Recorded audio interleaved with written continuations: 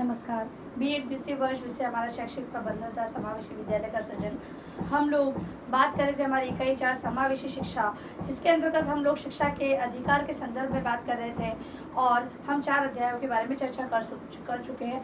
आज हम लोग बात करेंगे 5वां अध्याय प्रारंभिक शिक्षा का पाठ्यक्रम, मतलब कि जो विद्यार्थियों को प्रारंभिक, क्योंकि निःशुल्क जो अनिवार्य शिक्षा का जो प्रावधान दिया गया है उसके अंदर 6 से 14 वर्ष के बालकों को निःशुल्क और अनिवार्य शिक्षा देनी है।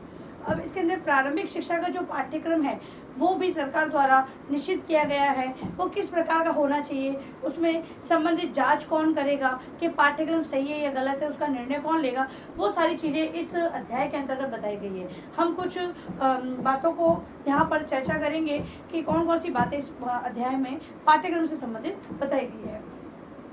निःशुल्क एवं अनिवार्य निःशुल्क एवं अनिवार्य शिक्षा विधेयक में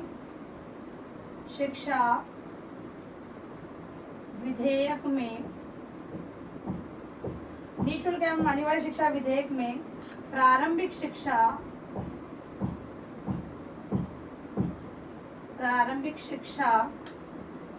के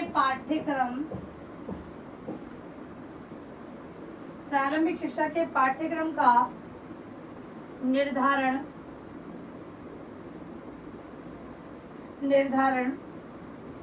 भी सम्मिलित है अधिनियम के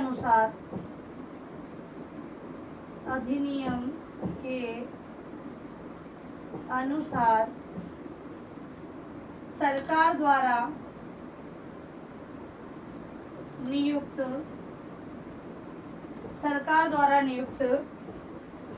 एक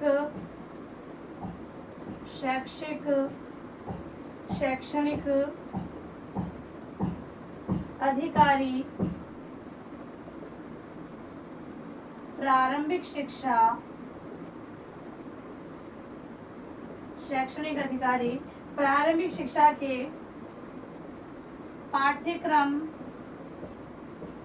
और मूल्यांकन को व्यवस्थित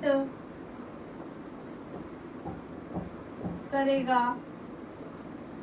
ये एक अधिकारी नियुक्त किया जाएगा सरकार के द्वारा। इस अधिनियम में बताया गया है कि सरकार द्वारा एक शैक्षणिक अधिकारी की नियुक्ति होगी जो कि पाठ्यक्रम और उसका मूल्यांकन की व्यवस्था करेगा।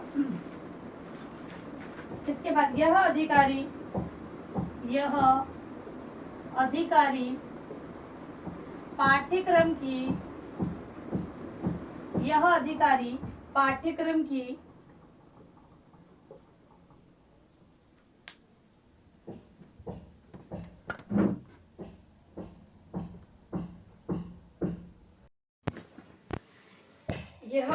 पाठ्यक्रम की जांच करेगा कि संविधान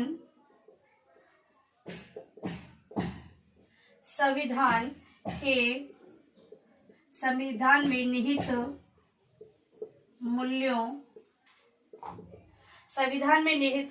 मूल्यों से इसकी अनुरूपता है या नहीं। मतलब कि जो संबंधित अधिकारी नियुक्त किया गया है उसे ये जांचना होगा कि जो संविधान के अंतर्गत निहित मूल्य है उन नियमों को आधार मानते हुए ये पाठ्यक्रम बनाया गया है या नहीं बनाया गया है। क्योंकि जो हमारे संविधान के द्वारा जो मूल्य बताए गए हैं, यदि पाठ्यक्रम उनका हनन करता है तो वो पाठ्यक्रम कतई स्वीकार नहीं किया जाएगा। इसीलिए ये जांच करने का कार्य भी अधिकारी का ही होता है। इसके अलावा पाठ्यक्रम बालक के ज्ञान और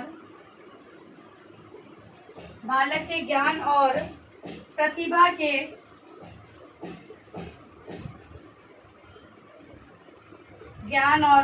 के विकास के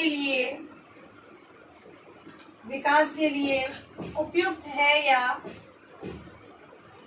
है या नहीं। इसके अलावा बालकों का शारीरिक और मानसिक योग्यताओं का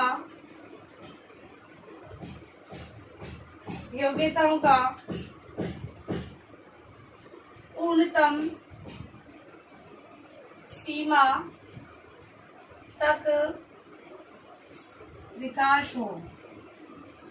और ये जो पाठ्यक्रम है वो देखा जाएगा ये उपयुक्त है या नहीं है, जिसके अंतर्गत बालकों का शारीरिक और मानसिक योग्यताओं का पूर्ण सीमा तक विकास हो पाएगा या नहीं हो पाएगा, ये भी जांच करनी होगी अधिकारी को। पाठ्यक्रम बाल केंद्रित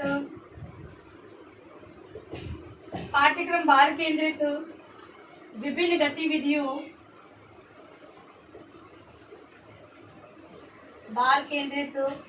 गतिविधियों के माध्यम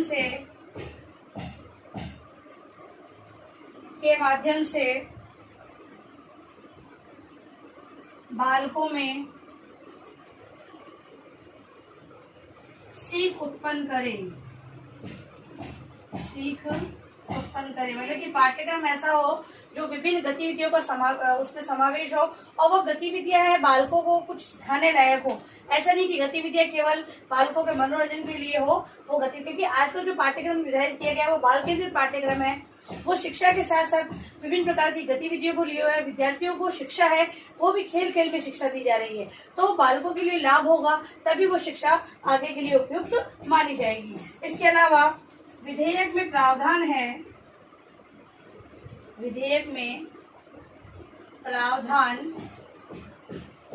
है कि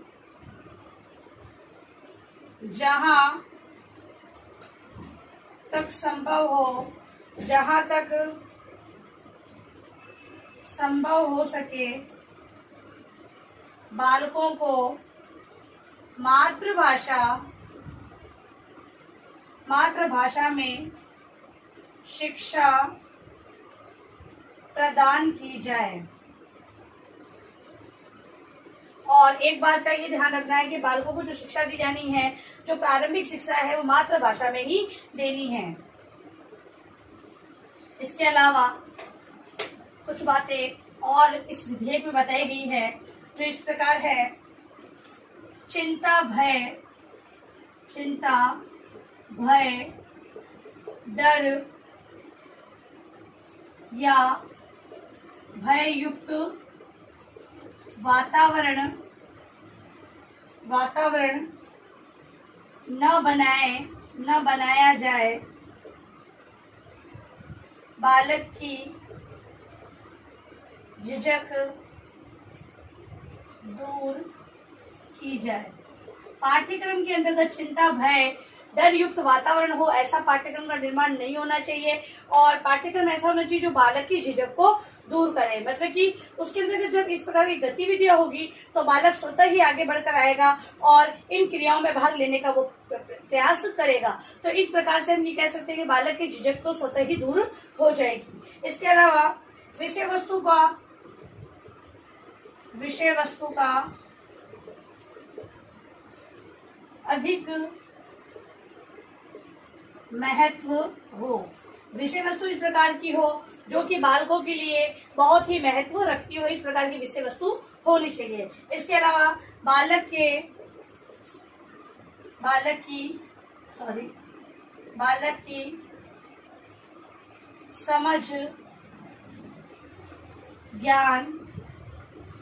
की समझ ज्ञान और उसके व्यवहार में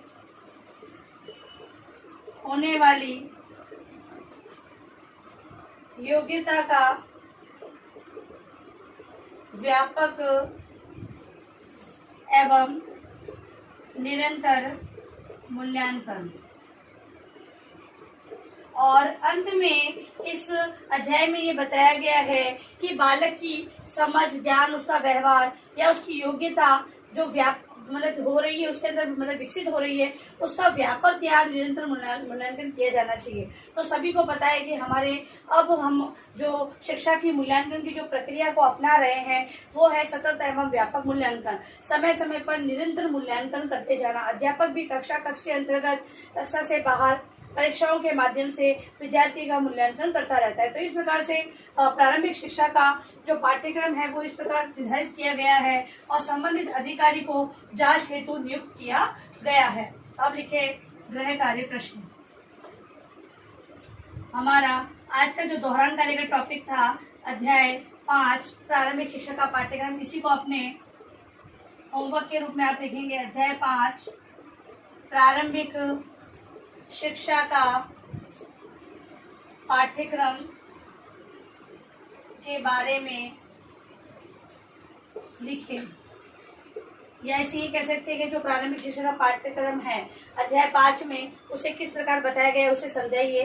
तो आप अपनी उत्तर पुस्तिका में इस प्रश्न को लिखकर अनिवार्य रूप से आए और अंत में इस महामारी के दौर में कम से कम ये आवश्यक कार्य होने पर आप लोग घर से बाहर निकले। बाहर निकलते तो 3 बातों का विशेष ध्यान रखें। मास्क लगाएं, सोशल डिस्टेंस बनाएं, हाथों को बार बार सैनिटाइज करते रहें। सुरक्षित रहे, सभी का ध्यान रखें। धन्यवाद।